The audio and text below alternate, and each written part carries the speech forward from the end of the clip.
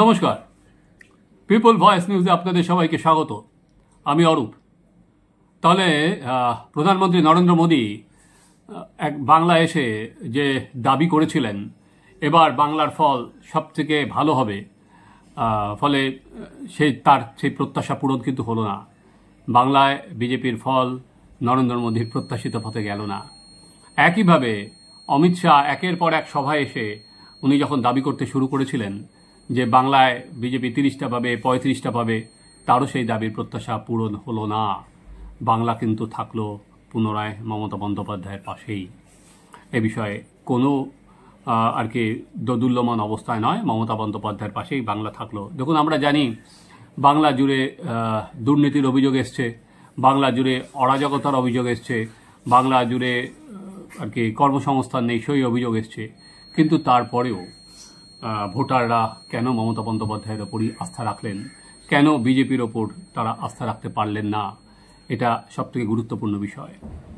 আমরা যদি দেখি এর পেছনে অন্যতম বড় কারণ মমতা বন্দ্যোপাধ্যায়ের যে সমস্ত সামাজিক স্কিম, যে সমস্ত লক্ষ্মীর ভাণ্ডার থেকে শুরু করে একের পর এক কন্যাশ্রী, যুবশ্রী, নানা রকমের স্কিম, তারপরে স্বাস্থ্যসাথী, বার্ধক্য ভাতা, যে স্কিমগুলো উনি নিয়েছেন সেগুলো প্রায় 4 লক্ষ কোটি টাকা স্কিম, সেগুলো কিন্তু একদম তৃণমূল স্তর পর্যন্ত উনি সেটাকে পৌঁছে দিতে পেরেছেন। ফলে মানুষ যখন হাত পেতে স্কিমগুলো পাচ্ছে, ফলে মানুষের যে অসন্তোষগুলো সেভাবে কিন্তু ভেন্টিলেট হয়নি বা ভেন্টিলেশনের পর সেটা বেরিয়ে আসেনি। ফলে এবং দ্বিতীয় জিনিস হচ্ছে সেটা হচ্ছে এমন কোনো বিজেপির এমন কোনো নেতা নেই যার ওপর মানুষ আস্থা রাখতে পারলো। এরকম কি আস্থা রাখতে পেরেছে সেরকম কোনো নেতা এখনো পর্যন্ত দেওয়া যায়নি। লক্ষ্মীর ভাণ্ডারে টাকা 500 টাকা থেকে বেরিয়ে সেখানে 1000 টাকা করে দেওয়া হয়েছে এবং SC STদের জন্য সেটা 1200 টাকা করে দেওয়া হয়েছে।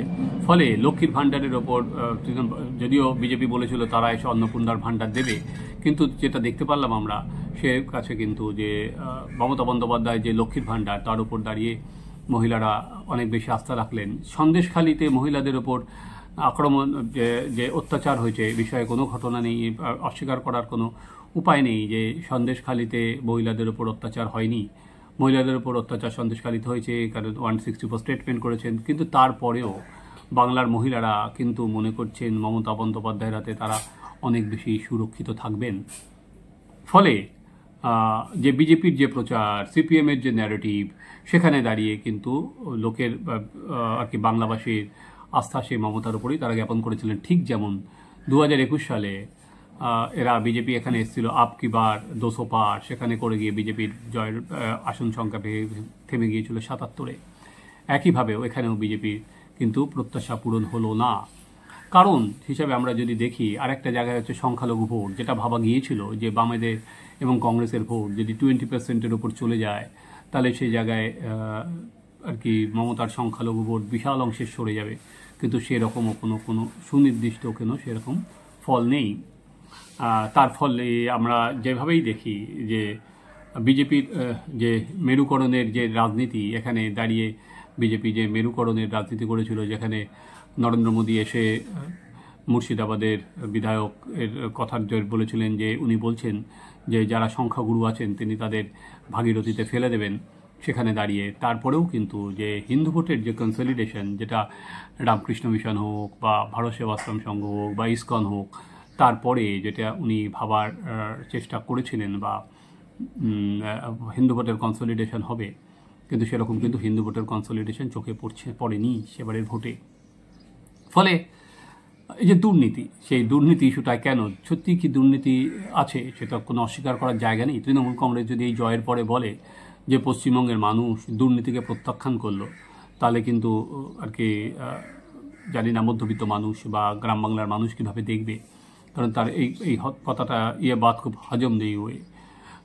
দুর্নীতি আছে, কিন্তু সেই দুর্নীতিটা ভোট বাক্স পর্যন্ত নিয়ে যেতে পারেনি বিজেপি। সেখানে দাঁড়িয়ে বিজেপির অনেক বেশি খামতি হচ্ছে তাদের সাংগঠনিক দক্ষতায়। কিন্তু মানুষ সেই ফেস যে শুভেন্দু অধিকারী যে প্রচারটা করেছিল, শুভেন্দু অধিকারী মমতা চোর, সেই জায়গাটা কিন্তু সেটা মানুষের কাছে যায়নি। কারণ বিজেপি কিন্তু এখানে রাজ্য বিজেপি, এখানে কিন্তু তাদের ন্যারেটিভ ঘুরে ফিরে আমরা লক্ষ্মীর ভাণ্ডার দিলে আমরা অন্নপূর্ণার ভাণ্ডার দেবো, 3,000 টাকা দেবো, আমরা এইটা দিলে একটা ডোলের বিরুদ্ধে কিন্তু বিপক্ষে তারা দাঁড়িয়ে আর একটা ডোল রাজনীতির কথাই তারা তুলে ধরেছেন, যে বিজেপি কর্মসংস্থানে পাল্টা কোনো রূপরেখা, যে মমতা বন্দ্যোপাধ্যায় তৃণমূল এটা দিতে পারেনি, আমরা পাল্টা এইটা তুলে ধরবো, এইভাবে কিন্তু বিজেপি কোনো জায়গায় তুলে ধরতে পারেনি। পুরো প্রচারটাই নিয়ে গেছে হচ্ছে তারা অনেক বেশি নেতিবাচক প্রচারে, কোনো ইতিবাচক প্রচার। যে যদি এইবারের ভোটটা পশ্চিমবঙ্গে আমরা জানি অনেক বেশি ন্যারেটিভ ছিল, কিন্তু পশ্চিমবঙ্গের এটা অন্য কোনো রাজ্যেই সেই অর্থে একটা হাওয়ায় ভোট হয়নি বা একটা ইস্যুজে ভোট হয়নি, এক একটা রাজ্যে এক এক রকম ইস্যুস ছিল। সেখানে দাঁড়িয়ে বাংলায় কিন্তু অনেক বেশি ইস্যুস ছিল, পশ্চিমবঙ্গের দুর্নীতি, পশ্চিমবঙ্গের শাসন, পশ্চিমবঙ্গের অরাজকতা, এটাই বিরোধীরা ইস্যু করেছিল। এবং সিপিএম সেখানে ইস্যু করেছিল হচ্ছে বিজেপি তৃণমূল কংগ্রেস আঁতাত। তো সেই জায়গায় দাঁড়িয়ে সেটাও কিন্তু মানুষ আর কি মেনে নেয়নি বা মানুষ প্রত্যাখ্যান করেছে। সেটা একটা আপনাদের একটা উদাহরণ দিলে পরিষ্কার হবে যে দুর্নীতির এবার এই পশ্চিমবঙ্গে মুখ হচ্ছে পার্থ চট্টোপাধ্যায়ের বান্ধবীর বাড়ি থেকে 51 কোটি টাকা পাওয়া গেছে এবং কিলো কিলো সোনাও উদ্ধার হয়েছে। পার্থ চট্টোপাধ্যায় এখনও বিধায়ক আছেন, সেটা হচ্ছে বেহালা পশ্চিমে। কিন্তু সেই বেহালা পশ্চিম থেকেই তৃণমূল কংগ্রেসের দক্ষিণের যিনি ক্যান্ডিডেট মালা রায়, তিনি কিন্তু বেহালা পশ্চিম থেকেই জয়লাভ করেছেন। তাহলে আমরা কি ভাবলাম যে সত্যিই কি দুর্নীতি কোনো ইস্যু পশ্চিমবঙ্গের মাটিতে দাঁড়িয়ে, বা একেবারেই না। কারণ 2011 সালে যেভাবে দুর্নীতিটাকে ইস্যু করার চেষ্টা হয়েছিল, সেটা বিভিন্ন চিটফান্ড নিয়ে সেটা খাটেনি। 2016 সালে যেমন দুর্নীতিটাকে ইস্যু করা হয়েছিল, নানা রকম কয়লা ঘোটালা, বালির চুরি, সেটা খাটেনি। 2021 সালেও যেরকম দুর্নীতি ইস্যু করার চেষ্টা করেছিল বিজেপি, সেটাতেও আসেনি। তাহলে আর কি দুর্নীতিটাকে বিজেপি, এখানে বললাম যে বিজেপি যে ন্যারেটিভে দৌড়েছে সেটা তৃণমূল কংগ্রেসের দুর্নীতি, সেইটার পেছনে দৌড়েছে। বিজেপি রাজ্যের মানুষের কাছে পাল্টা কোনো ন্যারেটিভ তৈরি করতে পারেনি, পজিটিভ ন্যারেটিভ। দেখুন, যেটা 2000 আর কি সিঙ্গুর বা নন্দীগ্রামের সময় হয়েছিল 2006-07 সাল থেকে, সেটা মানুষের মধ্যে ক্ষোভ ছিল, কিন্তু আর কি সরকার বদলে দেওয়ার স্বপ্ন মনে করেছিল। ক্ষোভটা এতটাই ক্ষোভের বিস্ফোরণ হয়েছিল বলা যেতে পারে। পশ্চিমবঙ্গের মাটিতে দাঁড়িয়ে সেই অর্থে সরকারি চাকরি নেই, বহু বেকার ঘুরে বেড়াচ্ছে। সেখানে আমরা দেখছি অলরেডি 26,000 শিক্ষকের চাকরি গেছে, যদি এখন সেটা সুপ্রিম কোর্টে মামলা ঝুলে রয়েছে। অসন্তোষ, চাকরি যাওয়া, বহু জিনিস। কিন্তু সেই জায়গায় দাঁড়িয়ে হেন কোনো মুখ তারা পায়নি যে জায়গায় তারা মনে করতে পারে যে এই মুখটা যে মমতা বন্দ্যোপাধ্যায়ের বিকল্প হয়ে উঠতে পারে।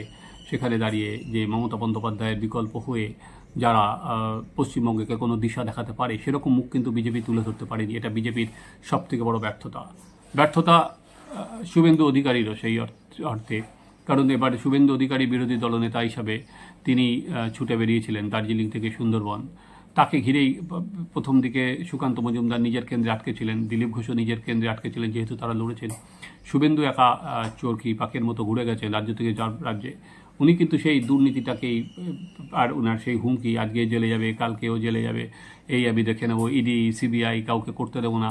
কিন্তু সেখানে কোনো পজিটিভ রাজনীতি ছিল না। পজিটিভ রাজনীতি না থাকার কারণেই মমতা বন্দ্যোপাধ্যায় যে ন্যারেটিভটা ক্রিয়েট করে দিয়েছেন, বা যেটা তার পেছনে দাঁড়িয়ে তাদের ঘুরতে হয়েছে, কোনো পজিটিভ ইতিবাচক ফল তারা তুলে ধরতে পারেননি।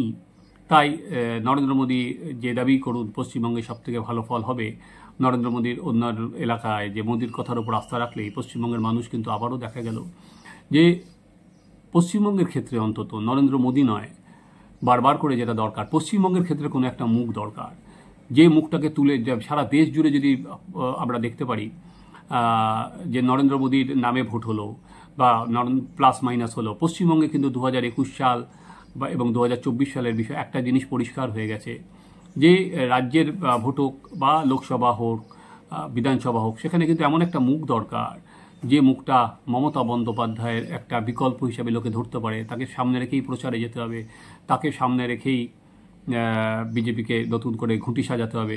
আমি জানি না এবার শুভেন্দু অধিকারীর ওপর তারা অনেক বেশি নির্ভর করেছিল, এবং সেখানে শুভেন্দু অধিকারীর আর কি যে সমস্ত ক্যান্ডিডেটের নাম উনি ঠিক করেছিলেন, সেখানে দাঁড়িয়ে তাদের ওপরে আস্থা রেখেছিলেন অমিত শাহ।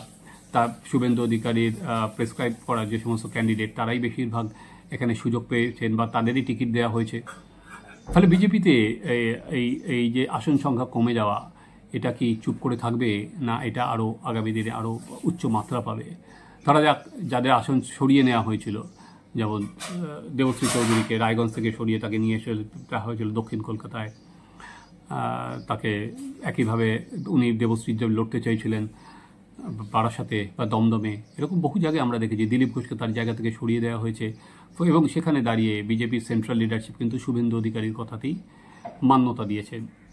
তো আগামী দিন যে নেতৃত্ব শুভেন্দু অধিকারী হাতে ছিল, সেই নেতৃত্বের আমি জানি না কীভাবে বিজেপি দেখবে। কিন্তু একটা বিষয় যেটা পরিষ্কার, যে মমতা বন্দ্যোপাধ্যায়ের উপর লোকের রাগ বা ক্ষোভ থাকলেও তারা মনে করছেন যে মমতা বন্দ্যোপাধ্যায় এখনও পর্যন্ত আস্থা রাখা যায়, বিজেপির কোনো নেতার ওপর এখনও আস্থা রাখা যায় না। বিজেপিকে সেই অর্থে এখনও বাংলার মানুষ যে আর কি রাজ্য রাজনীতির ক্ষেত্রে বা নিজেদের মতো আপন করে নিতে পারেনি, সেই একটা গ্যাপ সবসময় থেকে যায়। যেটা বারবার করে বিজেপির বিরুদ্ধে বলা হয় যে এরা বাংলার বাইরের দল, এরা বাংলার সঙ্গে ঠিক মানানসই নয়। তো নানা এই তাদের ভাষা উচ্চারণ সেটা বাংলার সঙ্গে খাপ খায় না, বাংলার আর কি যে অভিমান বাংলার তার সঙ্গে যায় না, স্বাভিমানের সঙ্গে যায় না। কারণ নরেন্দ্র মোদী কিন্তু এবার নিজের কাঁধে পুরো নির্বাচনটা পশ্চিমবঙ্গে লড়েছিলেন। উনি 22টা জনসভা করেছিলেন এবং লাস্টে একটা তাপস রায়ের সমর্থনে কিন্তু রোড শো করেছেন সেই উত্তর কলকাতায় দাঁড়িয়ে। ফলে নরেন্দ্র মোদী নিজেই বলেছেন যে এবার তিনি লায়াবল, বাংলার জনগণের কাছে তিনি নিজেকে মুখ করেছেন, বিজেপির কোনো মুখ কিন্তু এখানে ছিল না।